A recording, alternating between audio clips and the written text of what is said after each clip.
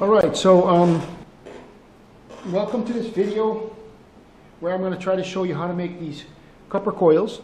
These coils are basically the coils that you need to make your plasma reactor.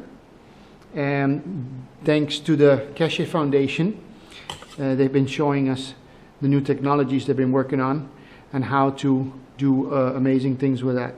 So in the coming days we're going to be seeing the results of some of the people. I still am quite behind because I just started following the whole Keshe plasma story since, well, October 20th, a couple of days after the ambassadors meeting. But I'm intrigued by it so much that I have to see if it actually works by doing it. And I believe it actually does from what I've been hearing. I hear the authenticity and I see this is too complicated for it to be anything else than what it is. So these coils, you want to make them in such a way that they are apparently functioning best. One of the ways is to use these wires. This is actually a mantle of the wire. Usually the wire's in here, like this. And what I do is I skim off the top of this wire, basically by grabbing onto the wire when the copper is still in there and on a flat surface, and then I just pull the wire through. I just keep pulling wire through, skimming off the top. So that's really easy. I expect that doesn't need much explanation. Once you got the bare copper wire, I leave it in the areas that I can have it coming in straight. I have made a couple of bars to turn these things on. So remember, the wire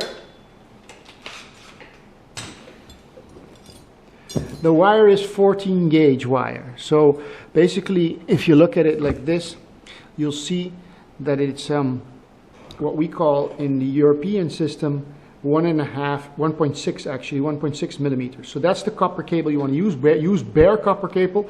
Use the red copper cable, not the yellowish copper cable, which is more of a copper that has probably some brass or something in it. Makes it much tougher and is less copper. So you want to use pure copper. This is a nice pure copper. Almost all wires that you buy in Europe are like this. The mantle is 2.5 millimeters, but the actual copper is 1.6 millimeters, right? So try to get yourself a box of that and strip it from the mantle so you have the bare copper. What we want to make is basically want to make a couple of coils. Let me remove these for a second. I want to make a couple of coils like these. This is the short coil, and this short coil's got 80 turns anti-clockwise. We're going to make the thicker one as well. This one here also has 80 turns. The only difference is that this one is on a thicker bar. So the bars that I bought to turn these anti-clockwise, both of them are going to be turned anti-clockwise. I'll show you in a bit what anti-clockwise really means. But these two are different sizes, and they're made so that this one will fit into this one. It's nice and tight, so you can see. Nice and tight, but it does move in because you want to be able to move it in. But don't leave too much space between these two coils. There's about, half a millimeter on both sides, so a little bit more over, probably 0.6 millimeters on each side. So it's nice and easy to put them in, right?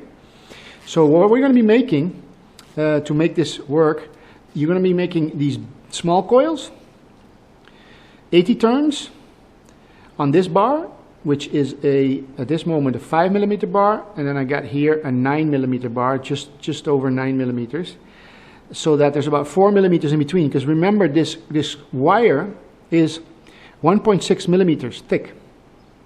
So double that, you got 3.2, and you need some spacing. So you need at least 4 millimeters between the two bars. So what I've gone and done, I've gone and bought these two bars. I have several now, but this is the one that's working best for the sizes that I want. And basically I've gone and I've drilled holes through them. You see that? I basically took a 2 millimeter, it's a little bit more, this one is like, I don't know, 4-ish. 4 millimeter drill and on a bench drill, I drilled these 2 holes through it. And what this is good for is for jamming the wire, and I'll show you that in a bit, because what we're basically going to be doing is to make a short coil. Let's make one of these. I already have all of them, but I'm going to make another one to show you. Basically what we're going to be doing is taking the 14 gauge or 1.6 millimeter copper wear wire, and I'm going to take it from here. I have it laying behind me on the floor, and what I'm going to be doing is I'm going to grab the bar, this thin bar, and I've marked this bar. I've marked the bar so that I know that where my 80 turns. This is where it begins at the hole, and it ends at this mark here. And the longer coils later will end here. So I got the short, then here. So this is the hole, 0 point. This is the 80 turns, and this here is 160 turns, right? 160 over here. So what I do is I'm going to do this thing from, this is my right hand. This is my right hand. This is my left hand, right? And what I'm basically going to do is I'm going to take this wire, and I'm going to take it from the side over here. Let me just try to see if I can get this across like that. I'm going to take my left hand, hold the bar, and I'm going to take it on top with the bottom of the wire where I'm starting over here. All right? Because what I want to do is you want to wrap it like this. But since I'm not going to wrap it, I'm going to use my drill. If the battery will last. It actually is dying off. I'll probably have to stop and come back. Basically what I'll do is I'll take this wire, leave a long enough piece, something like this, with whatever this is, like 20 centimeters or something. I'm going to leave it like that, and I'm going to wrap in other ways around like this. All right? And I'm going to make at least 3 turns. Like there, 3 turns. So now I got a little bit over 3 turns on here, and I wrapped it around. Now why is this anti-clockwise? Because if you look at the wire where I'm starting from, now watch this, where I'm starting from, this is the 0 point. This is the 0 point. This is how you watch a clock. And I'm starting here and I'm going anti-clockwise around it, you see? Now what happens is that when I put this bar into my drill, like this, and I tighten it, the direction in which the drill turns anyway, this is the way the drill turns anyway, the direction in which it turns is that way, all right? But by holding the wire, it's going to be twisting it on anti-clockwise. But this is going to just be slipping. So to avoid the slipping, you see the bar is turning, but I can't put pressure on it. So I got to jam this wire here. And to jam this wire, that's why I drilled this hole for. So if you look at, let me just put this thing like a little bit here. If you're looking at this, I need to jam this wire through this hole. And the way I do that is I make a little dent somewhere about 1/3 of the way. I slide the coil up a little bit, and I put this wire through the hole. And then I bring back my coil over here and up to it, and I make a twist. Right, now it's touching the wire. This one is passing through, and now I'll make a twist in this direction, which is again anti-clockwise in a way, because I want this wire not to be over there because it's going to be bending, and then later it's going to be a little bit less neat. So I make a little twist, and now my wire is jammed. You see? Now if I turn it, it's jammed. So what I do is I pull these 2 back like this so they don't touch my hand when I'm twisting. And then from this moment on, I can start turning. And basically what I do is I put my index finger, this is why I got these things on my finger, because I have a workshop downstairs, but I set it up here to do it at home, also to show how simple it is, because I don't need a lot of tools. So I just took it up into the air conditioning here, which is more comfortable to work. So what I do is I got my finger here, I got my other fingers, the 3 fingers over here, holding it, putting a little bit of tension on it, and my thumb is going to come on this wire here, and now I'm going to turn with the drill. It's going to start, it's going to start jamming, and then it just twists around. Very simple, very easy. I keep some pressure on it, and I just take it and just turn, And then I have this little mark over here, so I know I'm going to have to stop just at the mark right there. So this one is nice and tight up to the beginning. I can move it up if I can. Let me just check that out, and I know that's going to be 80 turns. And then from this moment here, what I do is I just take the cable out like that, right? And what I want now is I basically want, I can take this out of my drill and basically take this one off, and I can take and unwind this over here, the spring, and now I can move it back a little bit like that and take this wire out of the hole, right here. Let me just grab that over here. Now I just take this wire out, right? And it's relatively neat. It's not too battered up, scratched or anything. And now I can just slip the bar off of this like that. And I got my coil, right? And this end is the short end, which is going to be connected at the beginning of the gravitational coil, the small one, and the beginning of the circuit, but that's for later. But what I want is I want at least to double this wire here. So I want to double that. So what I do is I have these ones ready. I already measured that. I just use this one here, but it's at least twice this size. I rather have a bit of extra than too little. So then I just take my pliers and I cut this one off, and I take a little bend in the wire and I squish it like that. This will make it easier for me to pass them through the coils later on. So you'll see that later when we have to pass this wire through itself, through both of the coils, and it's going to be easier to pass it through. Here, I'll show you a little bit. Look, if I want to pass this through here, make a little bit of a bend in it, and if I want to pass it through here, which is going to happen later with the other coil on it, it's going to be easier to pass through. Otherwise you're going to have the tip of the, if you just had the tip like this, it would catch inside the coil. And this one we also double. I don't do it as tight. I just make it double like that, which is what's needed when you do the nano, before you do the nanocoats, to trap some of the energy. But that's basically how you make the coils. What you want to make is you want to make 3 of these. So like I have here, I have 3 of these. Let me just put these things away a little bit. And then you want to have 3 of these, which is the same, 80 turns, but on a thicker bar. So you have the thin one, and you have the thick one. You want 3 of these, and 3 of these. And then you want to have 3 of these, but twice the size, which is 160 turns. And you want to have also 3 of these, the thicker ones, but also 160 turns. 80 turns, 80 turns, 80 turns, then the thick ones, 80 turns, 80 turns, 80 turns, and then you want to have 160 turns of the thin ones, and 160 turns of these 3 as well. So in total you will have 3 sets. Well, you could call it right now 4 sets, 4 times 3, but they turn into be a set when you turn this one into this one, and that you have 3 sets, and then you have the bigger sets as well. So let me keep it at that for now. Remember, 14 gauge wire. Remember, anti-clockwise. You'll be able to see right into it. You'll see it's anti-clockwise when you look like this. It's definitely anti-clockwise. You're starting at this wire and you're going anti-clockwise. You see where it starts? It's coming down. It's going right to left, right to left, right to left, which is anti-clockwise.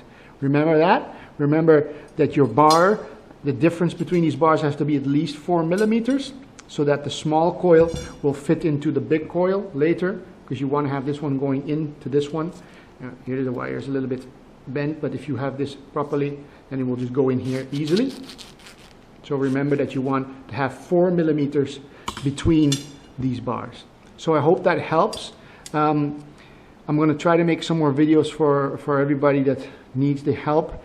I am going to need some help myself. I do not understand all of these systems. I am by myself here doing most of the stuff, and there's some things I don't understand and I can't find the right answers, and I usually don't want to proceed until I'm absolutely sure. So hopefully we can help each other, and maybe in the future when I need some help, I will be able to find a video like I've already done so many that will help me on things that I'm stuck on, because so far I haven't found the answers to some of the questions I need to move on.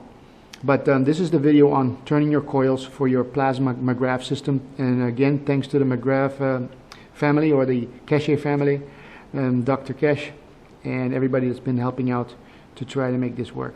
I'll see you guys later.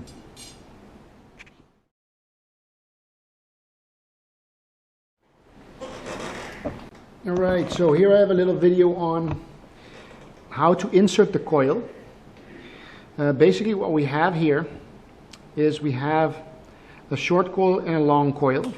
Now a mistake that a lot of people make is that the short coil, this is the 80 turn coil, and the thin one is the one that has to have the longer wire. This one over here doesn't need that. So I do keep long wires, but this one is actually extremely long. So what I usually do is try to keep them the same size, which is over here, so that they are the same size. They got the little loop here. Make sure that one's like that. But basically, here's another loop to close the circuit for not letting energy out. What you want to do is you want to take the thicker coil and you want to insert the thinner coil in it, like this.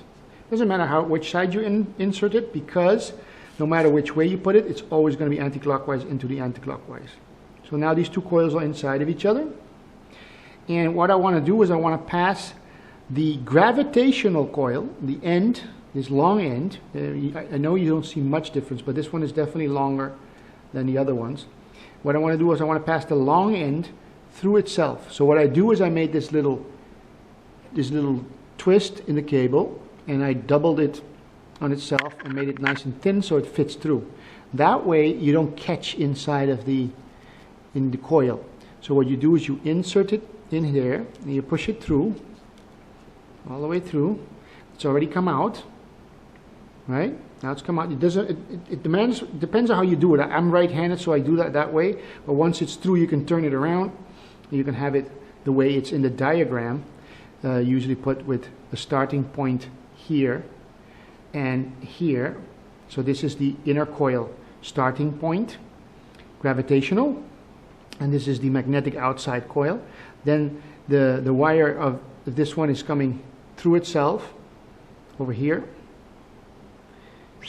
passing through. It's gone in here, right, and it's passed through, and it's coming out here. So now I pull the coil tight like this. Need about 1 centimeter of space between, and I just double it, bend it. All right, just bend it double, like that, or not double, but at least at an angle, so it's going to be holding on. So this is going to be your coil, right? You basically got the magnetic coil on the outside, which is the bigger one, 80 turns, and then you got the smaller gravitational coil on the inside, passing through itself, all right? So if you want to see that one more time, where I put the bend to try to keep it from slipping, you can actually push it back through. All right. Now it might catch a little bit because this is okay. You see? So I got the gravitational coil inside of the magnetic coil. These are the 80 turn coils, the smaller ones. And I've got the long end over here. Basically what you want to do is you want to put the long end in itself, in the small one, and therefore also in the big one. Hold it in place and push the cable through until it pops out. Now it's popped out, you can use it and pull it tight. Leave about 1 centimeter over here and give it a little bend so that it stays. So now we got gravitational, magnetic, gravitational, magnetic. That is a full coil. This is a full coil. It's a small one, 14 gauge copper, 80 turns, anti-clockwise, and the gravitational long end is passing through themselves to make the full coil. This is the same procedure you're going to repeat for the longer coil, which is the double amount of turns. This one is 80 turns, the longer one will have 160 turns. And you'll do the same thing. The gravitational thin one on the inside will have a long end which will pass through itself like this. So that's how you pass your long end through the coil. Thank you.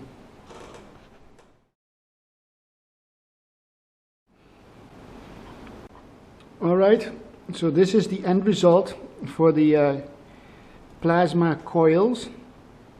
This is the 14 gauge copper wire, 1.6 millimeters thick, bare copper, turned anti-clockwise. There's a thin one in here, a small coil. This one has a bar of about 5 millimeters, and then the outer coil has a bar of about 9 millimeters, 4 millimeters of difference. So there's a small coil inside.